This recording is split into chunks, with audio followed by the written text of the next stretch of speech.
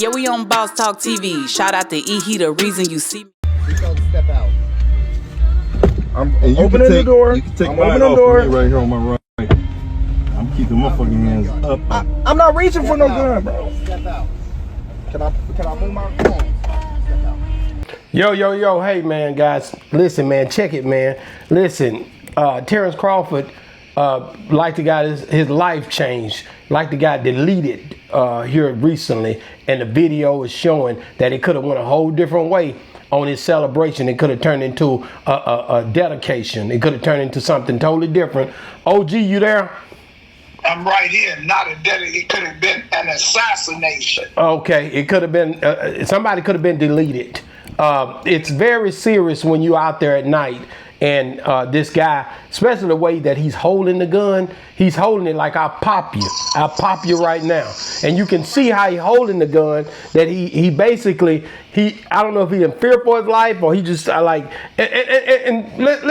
be honest, OG. Do you know before you go to that car, they usually run them tags and stuff, am I right?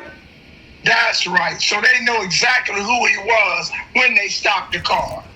So basically, they're doing this despite, and he's in. I know you read the article before. I'm just trying to figure out what happened. Where was they at? Kind of give me what you think about this. Here we go again. Let's be honest, as you always say, it's black and white. This is exactly black and white. Now, if that had been Carmelo, whether he was driving reckless or not, and they saw his skin, it would have been a whole different scenario. OG, this is a tough one, man, because when them officers are out there, they have to be protected of their life too. It's not.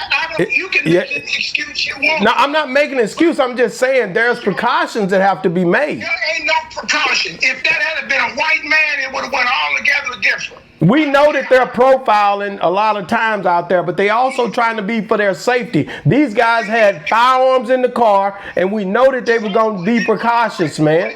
Did you not hear the statement that I made that all the firearms? Read it. I want to hear what you read because I couldn't hardly hear you. What did you say? What did the article say? The article states that when they took the firearms, all 4 firearms were registered to the people that own the firearms, and his private gun was registered too. But you didn't find that out. You didn't know anything about that when you stopped the car. You don't have magnetic vision that you saw inside and automatically knew they had a gun. At 1 o'clock in the morning, you're telling me, so you came out when you see 4 black men in a car with your guns drawn. Yeah, and I think that guy there messed up his life because that right there gonna get him in a lot of trouble, especially with that being terror. They're gonna protect the police, and like they say, they have an internal investigation because it's Terence Crawford is the biggest thing right now in sports since buttered milk. So how in the hell do you not know as a white police that's not Terence Crawford, as much as he'd been celebrated in little Omaha, Nebraska? Well, I think he did know a lot of times, and I remember Boosie even saying this, when you grow up and you be in a town, it's best to get out of the town you're from because a lot of the people not going to like what you're doing because you got to think about it. The reason they don't like it is because that guy that got that gun on him, he know that Terence Crawford has just made $50 million. It's all in the news, and it made millions of dollars on these boxing fights. And he know he's stuck in Omaha, not even making 6 figures a year sometime.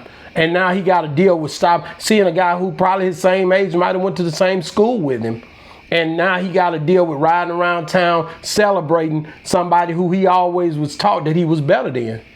And it's a big letdown to those guys because I was taught in school and every time by my parents that I was better than these guys. These guys are not supposed to be better than me. So there's a hidden frustration when they see somebody that don't look like them doing something like they're doing if you got the wrong heart or mindset. What do you think? So that makes it right? I'm not saying it makes it right, but I'm saying that's what happens a lot of time in the psyche. You can't make excuses. I can't. It's right and wrong. It's black. I'm not making it right. I just said that's what's happening. You just solided my whole argument. It's black and white. You can. How's a nigga gonna have a mule and I ain't got one? This nigga got a mule and I don't have a mule. I'll be damned. So this white police, if that had been Superman, he would have been altogether different. And now, because it's Bud Crawford, the mayor is speaking out, the chief of police is, we're going to do internal affairs. What do you need to do internal affairs? You got a body cam. Now, the body cam only goes so far. And once they show the gun on the floor, the body cam goes off. But they come up with guns drawn. Wow, he had his gun drawn. Here's what TMZ wrote. Terence Crawford ordered out of the car by a cop holding a gun on a video. It says Terence Crawford was forced out of a car at gunpoint by police officers with tense exchange caught on video, and it's leading to an internal investigation. Video is circulating online showing the boxer slowly unbuckling the seatbelt, opening the door, and stepping out of the car while an officer at his window holds a flashlight in one hand and a gun in the other. And he says that the officer repeatedly tells Crawford to step out, and he replies at one point, "I ain't reaching for no gun," with his hands up the whole time. Crawford was then patted down by the officers before the clip comes to an end. The Omaha Police Department released a statement Sunday morning explaining the city's mayor and chief of police are ordering a review of the traffic stop by the Internal Affairs Department. The statement reads, shortly before 1:30 a.m., officer work in the downtown area observed a vehicle driving recklessly near North 12th and Capitol Avenue. A traffic stop was conducted at Cass Street. It continues, while speaking with the driver, an officer observed a firearm on the driver's side floorboard. For safety, all 4 occupants were ordered out of the vehicle at gunpoint. Ultimately, the cop learned everyone in the vehicle was licensed to carry, and police supervisor and lieutenant responded to the scene when requested by Crawford. Ironically, Bud received a hero's welcome in Omaha earlier Saturday, appearing as the man of the hour in parade celebrating his recent upset with Canelo Alvarez. Clearly, the day didn't end the way anyone thought it would. Terence is an undefeated boxing champ. He holds a 42-0 across the illustrious career, who is currently undisputed welterweight and super middleweight champion. We reached out to Terence Crawford, who declined to comment. OG, do you think this is something that the mayor and all those guys should be in an uproar about, or do you feel like this was something that was just a mistake and they hate it happening in Omaha? First of all, the only reason it's getting any attention because it's Terence Crawford. And second of all, what is incited with reckless driving? That's what they call in law vague and ambiguous. So was he driving the wrong way on the street? Did he get a ticket for swerving?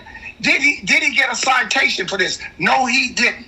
And so this officer, first of all, if you're stopped for a mere traffic citation, why didn't they just give him a ticket and let him go?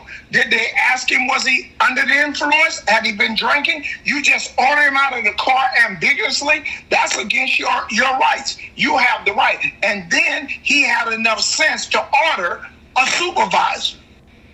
That's what you have to understand. Okay, I'm going to do all this, but get a supervisor here. You slick sleeves can't just do this to me. And you said before, they already knew who he was. But let's go back. You Terence Crawford, you black, you got braided hair.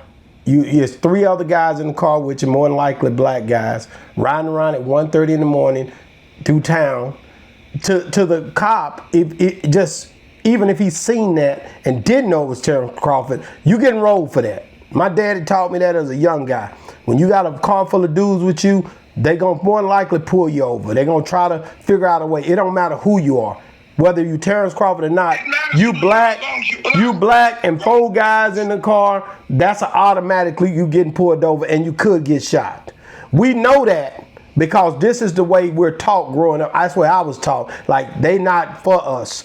They're going to come at us to try to do something to us at 1:30 in the morning. So you better be careful whenever it's late in the night and you going home and you coming from a party or from a football game or from whatever you coming from. Be ready, because if they see you 4 deep, you're going to end up on side of the road. Either you're going to be dirty because they're going to lay you on your stomach, and they're going to definitely, if you got anything going, they're going to search the car, and you might not make it home that night. And I think that's the reality of a lot of guys that look like myself when you're out there. And I could remember instance after instance where I've been pulled over, and sometimes I went to jail, or sometimes I was just pretty much harassed and let go. But a lot of times we've had to go through that, endure that as black men. I can't say that for me. All that fear of 400 years of fear. Don't you think it's time that we broke the chain of iniquity? Just because we're black, you have to be trained that just say not and bow when you don't want to bow, scratch when you're not itching. Don't you think it's a time that this should change in 2025? I gotta be scared to drive with me and my homies at 1 o'clock in the morning. So this is a sundown town in all of America just for blacks? Yeah, I definitely think it's something that we should change. But we also, and it's the part where you throw back some jabs, but we also got to make sure that our young black men are out here just robbing and killing and doing the things that they portray us as well. But I'm just saying, we definitely got to make sure that we got our stuff together. We can't just say one part of it and act like the other part ain't real. Wait a minute, don't act like we the only ones rob and kill. Okay. I'm just saying. Wait a minute. You got a thing right now on the internet that these white kids started, that black kids just got shot behind it. They doing the one I talked to you about, where they knocking and banging on the doors. Banging on the door. White America started that, and we followed suit, and a little brother ended up getting shot behind that. That's right. So yeah, and what Joel saying, it's cool when you do it, but it's against the law when I do it. No, you're right, OG. I just know that we have to. Our babies got to make it home, OG. I got a 17-year-old son, and he driving around the Escalade. I say, hey, look here, man, be careful, because when they see you got these dreads in your head, and I have to educate him. If something happened, if they stop you, you've been with me, you know how these laws is. They see you, they're going to look at you as just another nigga. They don't know that you just a kid trying to go back and forth to school. You coming from the high school football game. You coming, that you got to be very careful. And I try to teach him that, because I know that him coming home ain't like one of them boys that he be hanging with sometime that don't look like him coming home.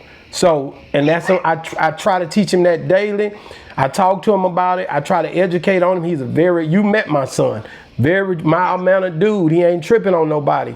But it just take one wrong cop, wrong individual to stop him, and they can turn that into something totally different than what it really is, man. And that's sad, bro. You know what? I take a quote, and I've taught my sons, no matter whether it's life or death, to stand on your manhood. Don't let nobody disrespect you for being who you are.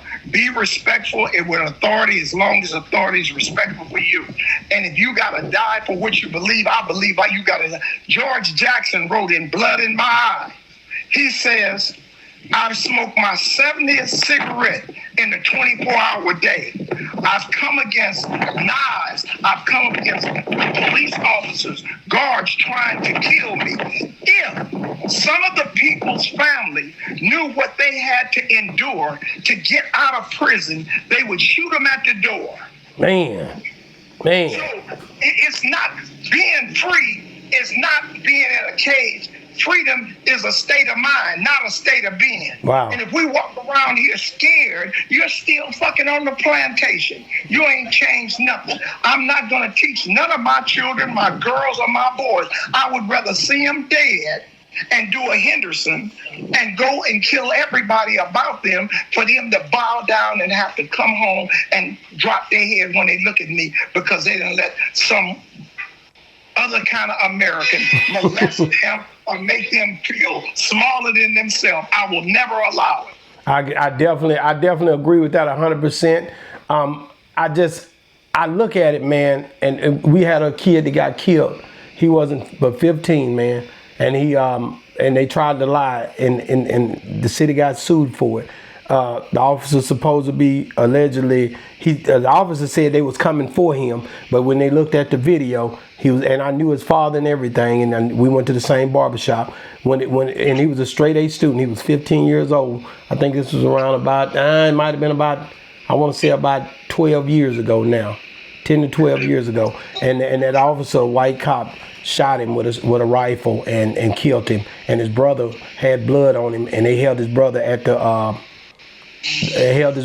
police station with blood on him, and tried to blame the brother. And they come back and found out the videotape that they were backing up, and end up having to deal with that. And that's a sad story. And friend of mine, I hate that, man. I hate it, bro. When you go thinking back in your mental Rolodex about that stuff, it's just tough, man. You look at that. I don't care how much money, it don't bring your child back. No, it don't bring them back. I don't care how many millions you have, but to have your child being taken from you. I love the old fables of old Africa. If you kill somebody back in a time, if you would kill a person and take them away from their family, you would have to be indebted to that family and take that person's place for the rest of your life. And then they had another tribe. If you killed a man unjustly, they would tie that man on your back and you would have to walk around with that corpse. Wow, man. Well, I'm praying, man. Listen, man. Terence Crawford, man. Listen, man. We definitely. I pray that you can change something up in Omaha with your name and your status, and you can make it to where that they have to stop being pretty much what they're doing is profiling. They have to. It has to be something done, man. And we rooting for you. And I know if anybody can make it change with the way he is right now and his status, it definitely gonna impact him. I can say this: after that kid was shot in these parts, I stopped seeing cars getting pulled over as much. I profiled as much. I watched it myself. I watched a lot of things change after that situation. And I hate to, OG, I know you won't feel me on this. A lot of time when there's bloodshed, that's the only time you can see real change a lot of time. And I hate that you hate it, but his life, the little kid I'm talking about, probably saved multiple lives in multiple situations, because that ain't the first situation I heard about, and it won't be the last, you know? And I'd like to add this. With Terence Crawford's position and his status in Nebraska, I pray that they make an example of these two police and totally fire them, not suspend them, totally fire them, to show that you just cannot do that to Nebraska citizens. That's right. That's right. What color they are. I agree with you 100%, guy. Hey, man, thank you guys for watching, man. Again, guys, if you're still watching, you know, we talked about Pac. We talked about a lot of different things. We talked about, what was that lady name that we talked about, OG? That new Tupac. Tupac's godmother that passed away.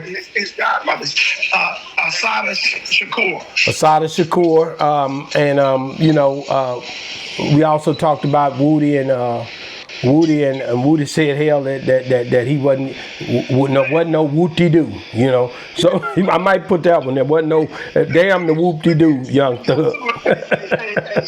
What? Some of my partners, I was over in the Wimbledon Arms yesterday. Yeah. And they say, "Hey, Mom, what the hell is whoop-de-doo?" Oh, man. Hey, guys, make sure you like and subscribe to the channel, man. Hey, and as I always say, we got to do better, man. Boss Talk 101, man. Check out this next video. She'll be right here. Reviews, man.